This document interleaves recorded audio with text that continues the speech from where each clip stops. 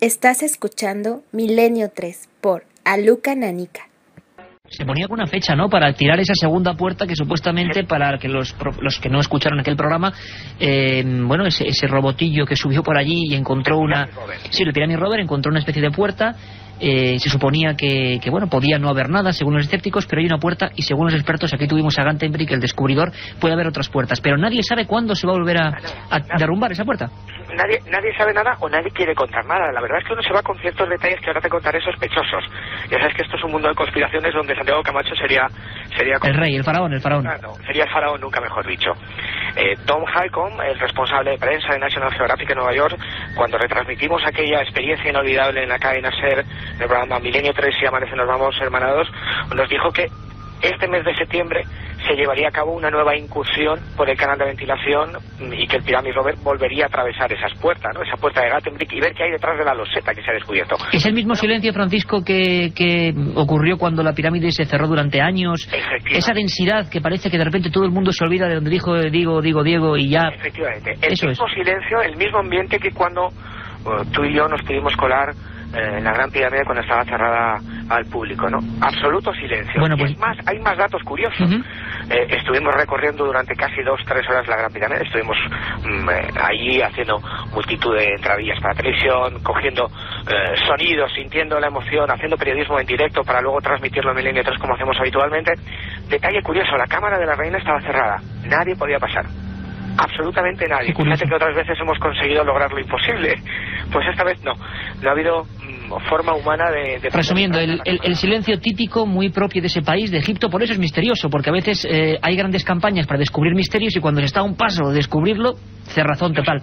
Carmen Porter, una cosa, Francisco, Carmen Porter tiene un montón de papeles, porque tú nos decías a micrófono cerrado que habías hecho un especial hincapié en una cosa que te había impresionado. Carmen, muy rápidamente, para quien no sepa, casi en titulares, ¿qué es eso que tienes ahora mismo entre las manos? Son unas imágenes impactantes.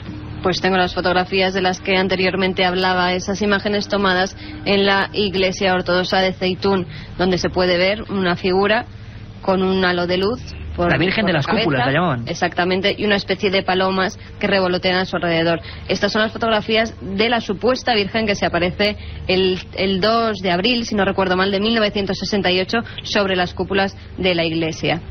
Más de 1 millón de personas, y que además fueron testigo durante muchos años. 3 veces a la semana esta imagen se aparecía por las cúpulas y andaba sobre ellas. Estaba visible 1 hora, 1 hora y media aproximadamente, y luego, igual que había venido, pues desaparecía. Los periódicos escritos en caracteres árabes hablaban de un milagro religioso de este tipo. Francisco, ¿habéis estado por allí? ¿Qué habéis sacado de nuevo? Cuéntalo a los oyentes. No, hemos estado por allí porque, bueno, creíamos pertinente hablar de la otra cara o de los otros misterios egipcios. Siempre hablamos de pirámides, de tecnología imposible, pero hay un paraíso maldito dentro del Cairo, que lo compone el 13% de cristianos que hay, que está ubicado al sur de la ciudad cairota, que se llama Barrio Copto. Para que los oyentes se hagan una idea, son callejuelas desventiladas, truculentas, lóbregas, en los que se ubican diferentes lugares sagrados. Es una especie de Jerusalén en pequeñito.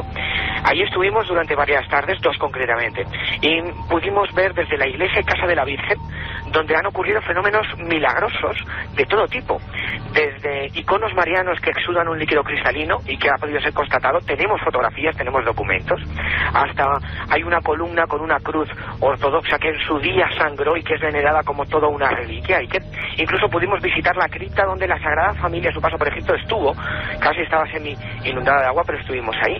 O por ejemplo la iglesia de San Jorge, otro punto fundamental dentro del barrio copto, porque allí tuvo la aparición milagrosa de San Jorge, que liberó a una serie de santones coptos. Un lugar mágico, un lugar sobrenatural que desprende una magia, entre comillas, insuperable. Incluso estuvimos en la primera iglesia cristiana que hubo en Egipto. San Marcos evangeliza todo Egipto en el año 61 después de Cristo. Fíjate que en el siglo IV en Egipto la religión oficial era el cristianismo, y ahí sacando un montón de documentos y un montón de informaciones. Pero quizás la exclusiva que tenemos para todos vosotros, para todos los oyentes de Milenio 3, es que indagamos más sobre las apariciones que hacía referencia a Carmen, ¿no? Las ocurridas en Santa María de Zeitún, ese 2 de abril de 1968. Todo ocurría cuando 2 mecánicos salían de un taller y veían una especie de figura luminosa de un color blanquecino, deambular por la cúpula de la iglesia tiene unos 15 metros de altura, deambular, ¿no? Como si estuviese andando. No le dieron la mayor importancia porque se creían que se trataba de alguna monja que estaba haciendo algún tipo de reparación y que estaba andando por el techo. Pero 7 días más tarde, el 19 de abril de 1968, aquella luminaria, esa forma antropomorfa blanquecina, volvió a surgir de la nada. Desde ese día hasta 1971, más de 1 millón de personas han podido contemplar lo imposible en la cúpula de esa iglesia que se llama Santa María de Feitón. ¿Y cómo está el tema ahora, Francisco? Pues el año 2003.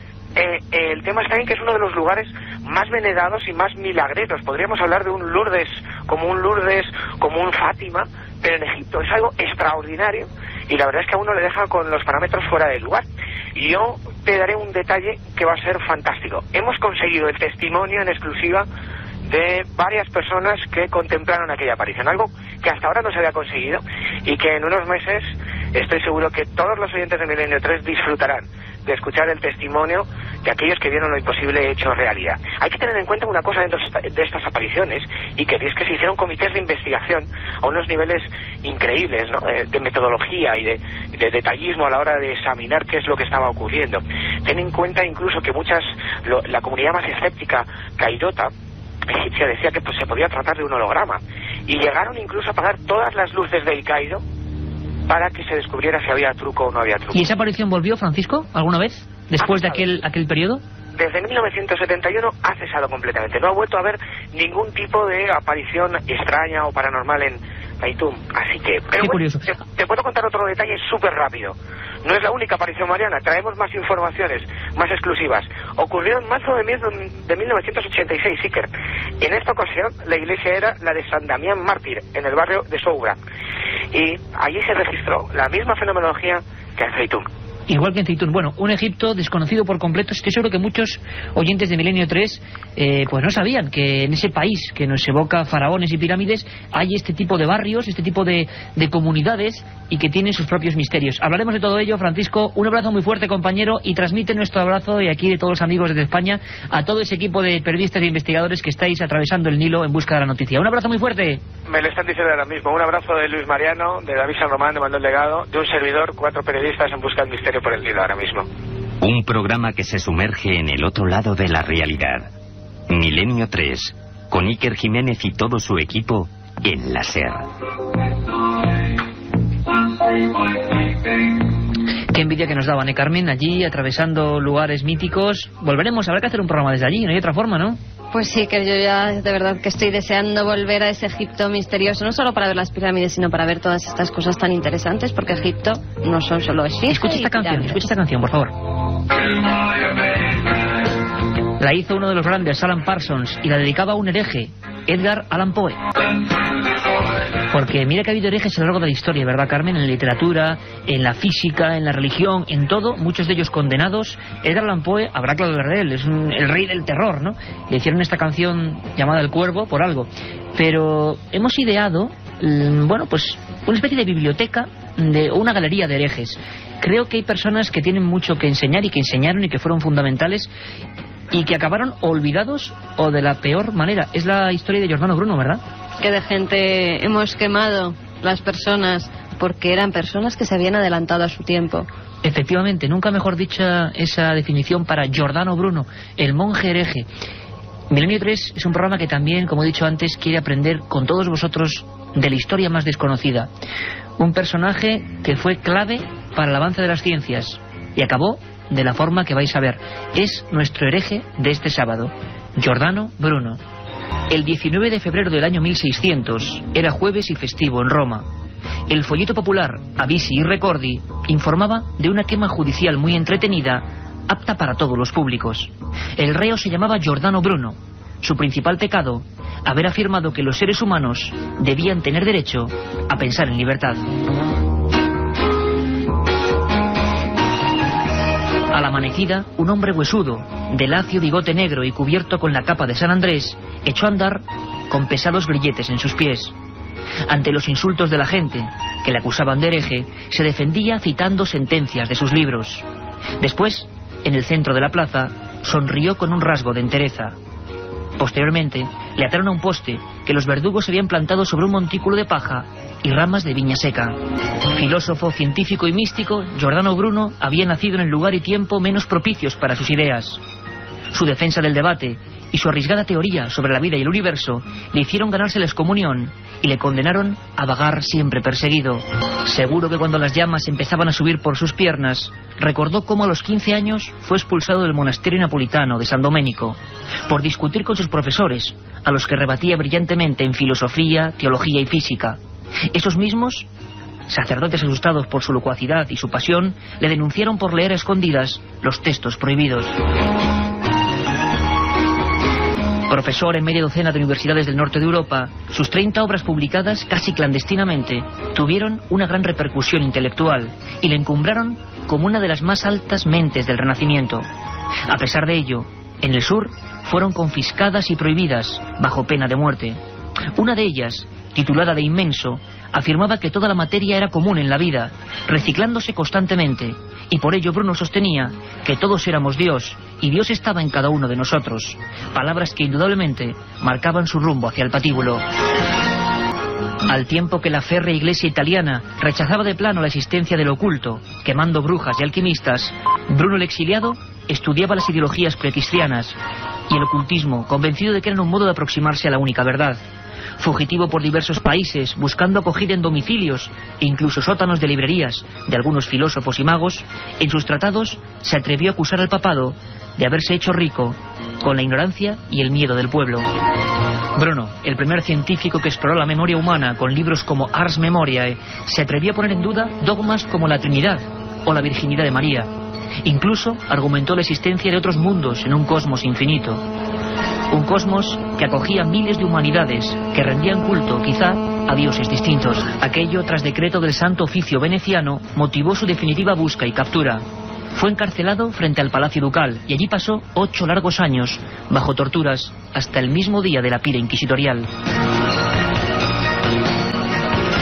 Pero a pesar de todo, de su penoso aspecto físico, ante el tribunal de cardenales que le juzgaba, defendió sus ideas y en su último día, casi con arrogancia, proclamó una frase que le hizo célebre: el miedo que sentís al imponerme esta sentencia es mayor que el que siento yo al aceptarla. Padre de la moderna física y mecánica cuántica, el napolitano aseguraba que el pensador primero debe dudar de todo, y se atrevió, en su obra El Arca de Noé, a burlarse de los creyentes que no sabían discurrir por sí mismos. Cuentan los cronistas que mientras era devorado por las llamas, lanzó al viento una de sus últimas palabras, retando a los ajusticiadores. Dijo algo así como: podéis matarme, pero otros seguirán la búsqueda de la sapiencia, la unidad de todo conocimiento, la verdad definitiva. Poco después, con pesados martillos de pedernal, los verdugos redujeron sus huesos calcinados a polvo, con el fin de que nadie se llevase como reliquia los restos del monje hereje. El mismo día de la ejecución de Giordano Bruno, algunos de sus ocultos seguidores comenzaron a trabajar desarrollando sus nuevas ideas, en torno a miles de páginas escritas por él, llenas de pensamiento y ciencia. Uno de ellos, alumno profundamente conmovido, se llamaba Galileo Galilei, y juró seguir la senda de aquellas ideas revolucionarias. Giordano Bruno, profético en sus últimos escritos en aquella celda veneciana, presagiaba que su cuerpo se disiparía en el humo de aquel tiempo de fe corrompida, pero tenía una única certeza, algo absoluto que le mitigaba quizás aquel sufrimiento. Nadie podría quemar lo más importante, el alma de su pensamiento. La otra realidad. Fenómenos extraños. Misterios sin resolver. Milenio 3. En la SER. Vaya historia de Giordano Bruno, el hereje impenitente, uno de esos ejemplos que, bueno, que yo creo que son únicos en la historia de la humanidad. Muerto por defender que tenemos derecho a pensar. Yo creo que es digno de reflexión, ¿verdad? Es digno de reflexión la vida y muerte de gentes como esta. Y es que Giordano Bruno, Carmen, estaba interesado en todos los misterios, todo lo que ocurría a su alrededor, todo le parecía importante, y había una época, no nos olvidemos, ha habido una época de 1000 años prácticamente, en la que pensar con conciencia propia era poco menos irte a la pira inquisitorial, ¿no? Y eso tampoco debemos olvidarlo. Misterios, él decía que había otros mundos, otros planetas, otros dioses, claro, imagínate la herejía. Y hay gente que sigue pensando que puede haber vida en otros mundos, y a veces hay casos que, bueno, que yo no sé si indican eso, pero por lo menos nos queda la duda, ¿no, Carmen? Incluso podría haber, Giordano Bruno, podría haber tenido algún avistamiento de un objeto volante no identificado. ¿Quién lo sabe? En un programa también deberíamos tratar, Iker, esos objetos imposibles que muchas veces aparecen en obras de arte de incluso varios siglos. Aceptada la propuesta. Objetos como el que acaba de sobrevolar un campo de fútbol en Chile, ¿no? Exactamente. El pasado 13 de julio, en la cuarta región de Chile, se pudo filmar un objeto volante no identificado sobre el estadio de fútbol Francisco Sánchez Rumoroso. Hemos estado en contacto con Cristian Rifo, que es nuestro corresponsal en esa ciudad, en Chile, y él nos va a dar toda la información. Así nos lo contaba Cristian. Es un avistamiento bastante interesante que se produce el pasado domingo 13 de julio, justo sobre una cancha de fútbol, es un estadio, el estadio Francisco Sánchez Rumoroso, de la ciudad de Coquimbo, ahí en la cuarta región, y había mucha gente, o sea, miles de personas que fueron testigos del fenómeno, que les llamó mucho la atención. Incluso me comentaban los periodistas que lograron videograbar este fenómeno, que mucha gente, en vez de estar viendo el partido, se dedicaron a observar este fenómeno. En un principio pensaron que era una bolsa, estas bolsas, digamos, plásticas que con el viento toman, digamos, altura y que de repente pueden brillar con el sol. Y bueno, después lo descartaron porque la velocidad que tenía este objeto era completamente anormal, digamos. O sea, se pusieron a grabarlo en el momento en que se dieron cuenta de que era muy veloz el fenómeno. Lo interesante es que hay dos cámaras distintas que captaron el fenómeno, por lo cual se pueden hacer bastante análisis en cuanto al tamaño.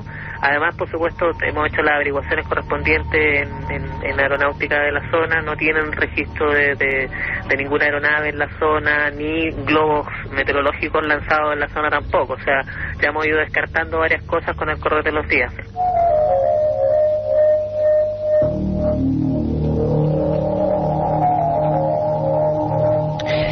Ahí estaba Cristian Rifo, nuestro corresponsal y amigo, contando la última hora de algo que en Chile es frecuente. La pregunta es, ¿por qué en algunos países, sobre todo el cono suramericano, esto ocurre? Periódicos como el Mercurio en su portada, mostrando fotografías de las dos filmaciones. ¿Qué sobrevuela los cielos de esas partes de Sudamérica? Prototipos terrestres, confusiones, globos estratosféricos. Las indagaciones parece que no es nada de eso, o indican que no hay nada de eso. Seguiremos indagando. Y en este sábado de un montón de noticias, de un montón de recuerdos, de un montón de historias nuevas, trazamos línea directa con uno de los santuarios del misterio. Todos lo conocéis y un día hablamos de él en profundidad en Milenio 3 en una madrugada. Es un lago, dicen que el más negro, tenebroso y profundo de Europa, el lago Ness. ¿Y qué ocurre en el lago Ness, Carmen Porter? Pues que se ha hallado un fósil que podría pertenecer a esa monstruosidad, a ese ser que dicen que vive en el lago Annecy. El fósil muestra claramente 4 vértebras junto con la espina dorsal y los vasos sanguíneos marcados en la piedra. Tiene unos 150 millones de años. Fue hallado por un pensionista escocés, por Gerald McSorley, que lo encontró sumergido bajo el agua en un banco de arena del lago. Lo cierto, Iker, es que el fósil pertenece a un animal de cuello largo, que podría haber sido un reptil carnívoro, medir unos 10 metros de largo, y que vivió bajo el mar durante los periodos Jurásico y Cretáceo. Los expertos creen que el descubrimiento es muy interesante, pero dudan de su relación con la famosa criatura, ya que el lago es de agua dulce y el animal hallado proviene de un ambiente marino. En el Museo Nacional de Edimburgo han confirmado que se trata de los restos de un pleistosaurio adulto. En estos días, los expertos buscarán más restos en la zona donde ha sido hallado el fósil. A mí me parece interesantísimo porque plesiosaurios, y uno, echa mano de la imaginación de cuando era niño prácticamente y se acuerda del monstruo del lago Ness, era eso, un plesiosauro, que era ese animal como un cuerpo de ballena con 4 grandes aletas, un cuello muy largo y una cabeza pequeña y dentada. ¿Es una broma? ¿Es una forma de hacer que el lago Ness de nuevo esté en boca de todos, como por ejemplo en este programa? ¿O realmente hay algo más misterioso y nunca lo llegaremos a saber? Nos quedamos con la duda. Además, si quieren, en el nordeste de China se han vuelto a ver extrañas criaturas en el lago Tianchi, que sería como el monstruo del lago Ness, pero en versión china. Los testimonios hablan de al menos 20 criaturas de color negro con manchas blancas y que estuvieron a pocos metros de la superficie durante al menos una hora. Fueron muchísimos los testimonios que se recogieron, Iker. Además, estos testimonios difieren en sus descripciones. Unos hablan de una criatura parecida a un búfalo, otros de una criatura marina parecida a una ballena o incluso un gran equino con cuerpo de tortuga. Y es que el legendario pueblo chino es rico, la gente no lo sabe, en lagos con monstruos, lagos lacustres, con criaturas, bueno, pues de diversas formas. Puede que haya parte de leyenda, puede que no, que haya animales que provoquen confusiones. Un día, Carmen, vamos a hacer un programa, si te parece, y ahí contaremos, además, tenemos que pasárselo a Katia Rocha, alguna leyenda sobre siluros y criaturas en lagos españoles. Yo recuerdo a un compañero de la cadena SER, precisamente, que se dedicaba a la pesca del siluro, el buen amigo Alfredo, ¿te acuerdas, Carmen? Me acuerdo de esa portada terrorífica que nos enseñó, efectivamente. Bueno, hay leyendas urbanas de siluros que comen niños. Es como la llegada de un pez nuevo, que hace 20, 25 años, que no estaba acostumbrado aquí en España a hablarse de él, ese pez que parece un rape con grandes bigotes, y los últimos que se están pescando, algunos de cientos de kilos, son ya albinos blancos. La imagen es espantosa. Un día nos sumergiremos en el misterio de los pantanos españoles. Leyendas, pueblos abandonados, luces, gritos, toda una historia. Y ahora, si te parece, yo creo que es momento, hablando de esas historias de España, de esos lugares mágicos, diferentes, distintos, donde rascamos un poquito y encontramos un montón de cosas, de iniciar nuestras rutas. A la gente le gustó mucho eso de viajar hacia Navarra, y ahora viajamos hacia un lugar pues muy cercano, colindante con Navarra, ¿no?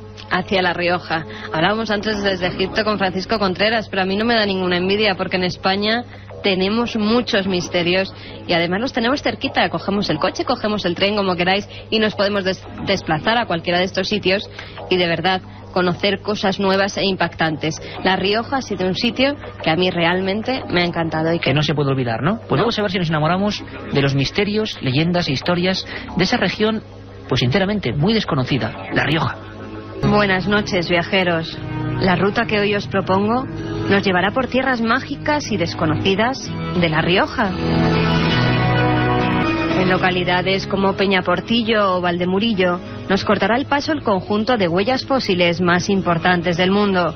El recorrido por los distintos yacimientos nos mostrará cómo, en esta zona de la península, hace aproximadamente 120 millones de años, durante el periodo Cretácico, los dinosaurios poblaban toda esta tierra. A pesar de su datación, la tradición riojana asegura que se trata de las pisadas del caballo del apóstol Santiago o de las huellas de un gigantesco león que vigilaba toda la comarca.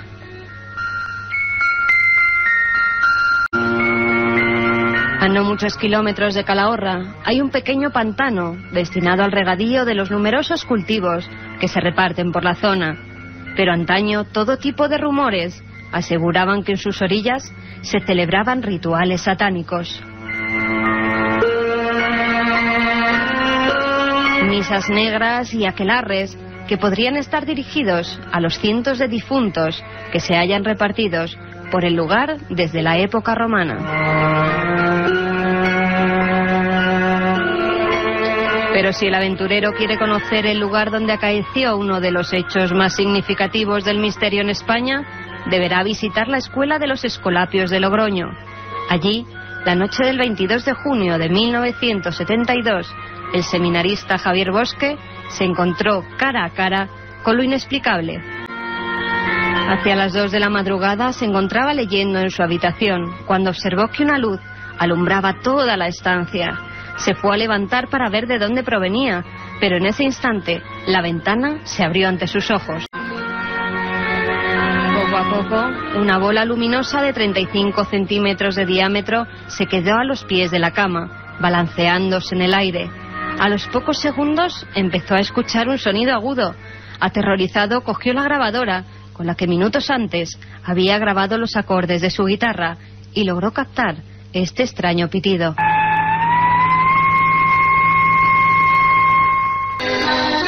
Y para concluir nuestra ruta pondremos rumbo al pueblo de Anguiano, donde nos toparemos con una fiesta declarada de interés turístico internacional. El 22 de julio, en honor a Santa Magdalena, 8 vecinos vestirán sus faldones amarillos y chalecos multicolores y se calzarán zancos de medio metro de altura para rodar cual peonzas por las pedregosas y empinadas calles.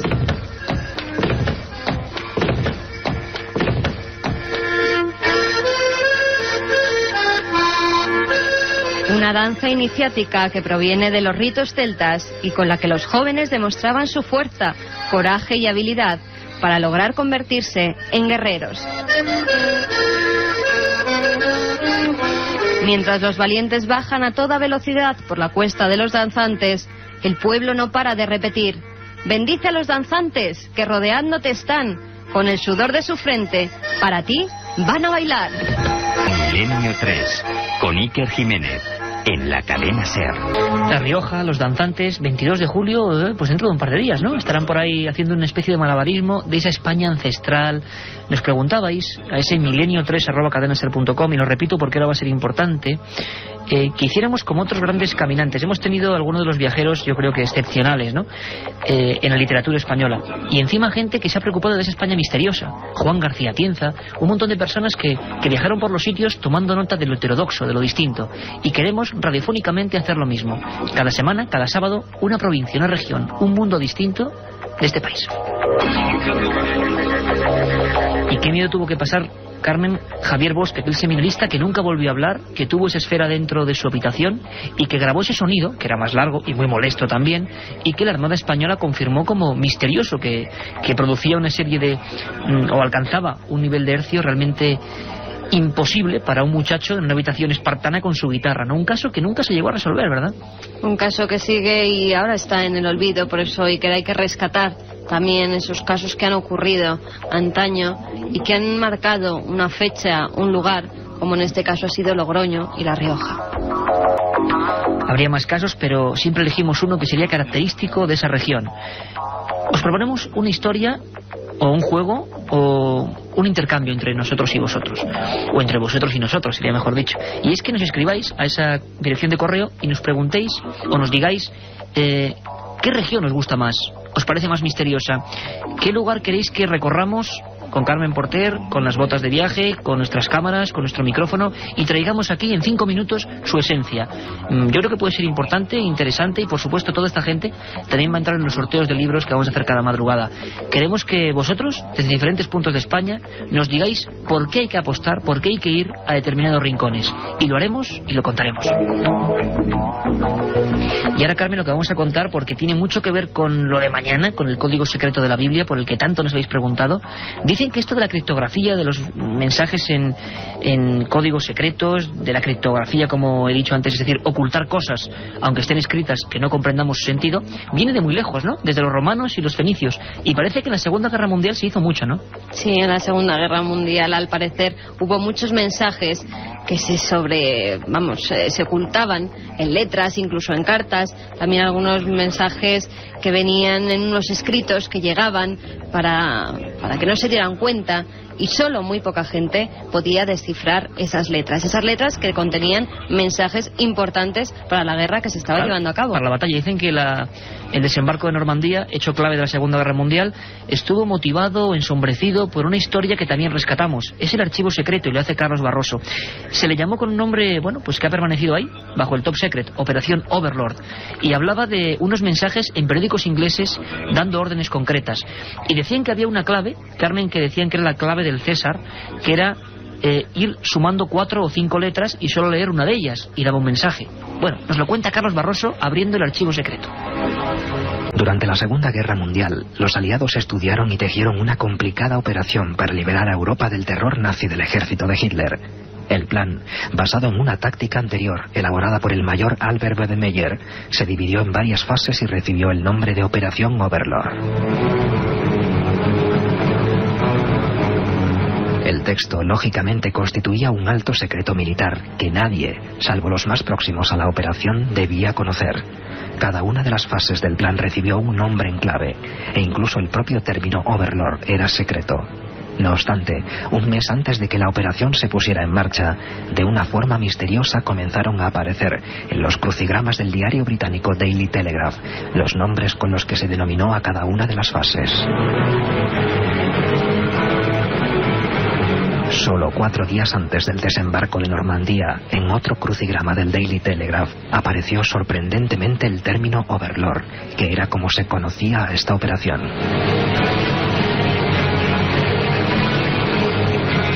La inteligencia aliada comenzó a temer que un espía nazi hubiese podido acceder al contenido del plan y pudiera estar utilizando estos crucigramas para pasar información a las tropas de Hitler. Los agentes decidieron entrar por sorpresa en el Daily Telegraph y descubrir al supuesto espía. Pero esa persona nunca existió, como demuestra el buen desarrollo de la operación aliada en Normandía.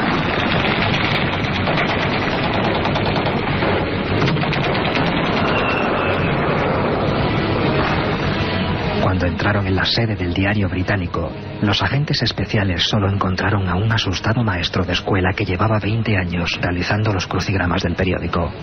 La aparición de las palabras clave de la operación en los pasatiempos había sido simplemente una coincidencia, o quizás un misterio más que añadir a nuestro particular archivo. Milenio 3, con Iker Jiménez, en la cadena SER.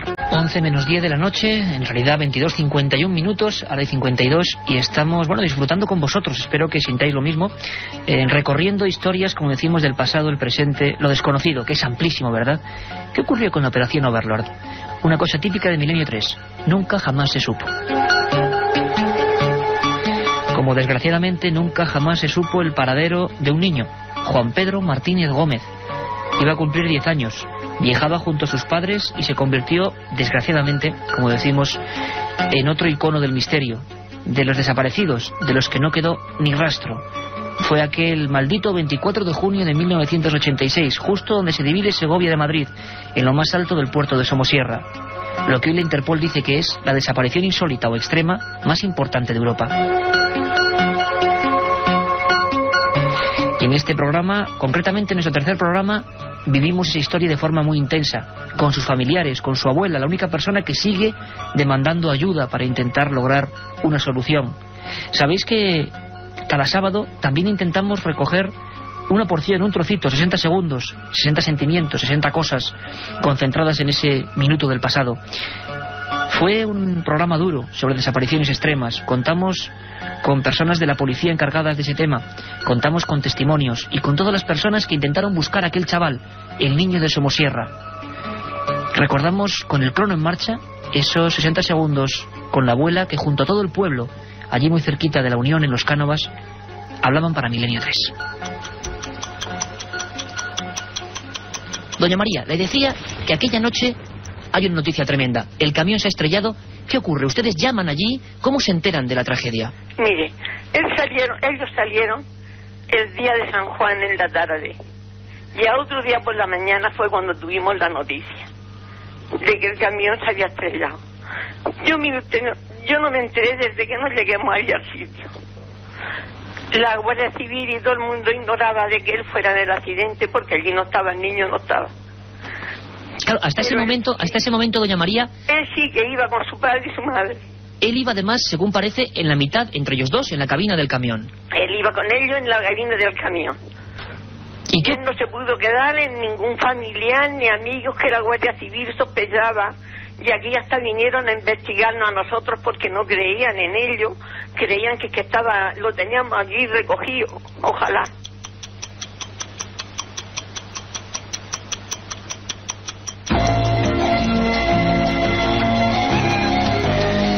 Pues aún sobrecoge las palabras de esa abuela que sigue buscando a su nieto, ¿no? Y que cree que alguien lo absorbió, desaparecido en el aire, entre dos personas, abriéndose el camión y no encontrando nada. Un caso complejísimo que seguro volveremos a tocar porque el tema de las desapariciones, desgraciadamente, está siempre presente. Y ahora, por supuesto, tiempo para vosotros, para los que escribís a milenio3@cadenaser.com.